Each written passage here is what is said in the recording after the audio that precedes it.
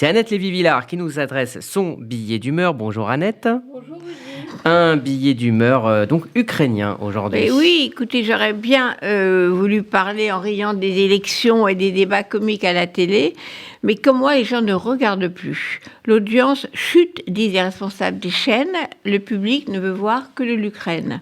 Bien sûr, le public a raison. Moi aussi, je ne veux pas parler d'autre chose. J'ai donc vu des images d'Ukraine ce week-end qui évoquent en effet le passé, l'histoire des pogroms du temps des tsars jusqu'au massacre d'un dictateur russe moderne, en passant par l'extermination nazie.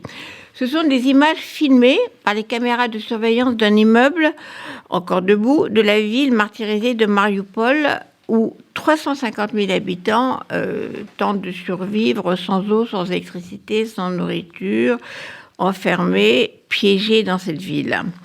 Ce week-end, des soldats russes sont entrés dans la ville.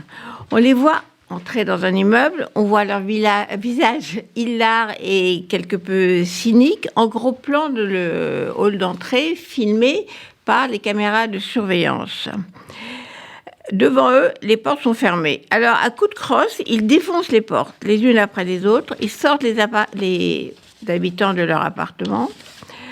Ils cassent, ils pillent. Donnez votre téléphone ou on vous met une balle dans la tête, disent-ils.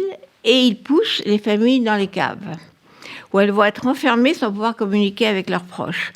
On voit les appartements dévastés, images filmées par des habitants qui ont caché leur téléphone. Nous sommes en mars 2022 et on se dit que si les pogroms du 19e siècle avaient été filmés, on aurait des images de ce genre. Certes, ce week-end, les gens ne sont pas abattus en direct par ces soldats russes, mais des corps jonchent les rues de Mariupol où personne ne peut les enterrer dans un cimetière.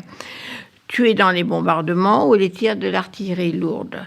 La terreur s'est abattue sur l'Ukraine, où les maires des villes occupées, des anciens combattants de 2014, des journalistes sont enlevés, un journaliste ukrainien a été torturé, les hôpitaux sont tous visés par des missiles, comme les voitures des réfugiés dans les couloirs humanitaires, et des populations sont forcées de prendre le chemin de la Russie, où on ignore quel sort les attend.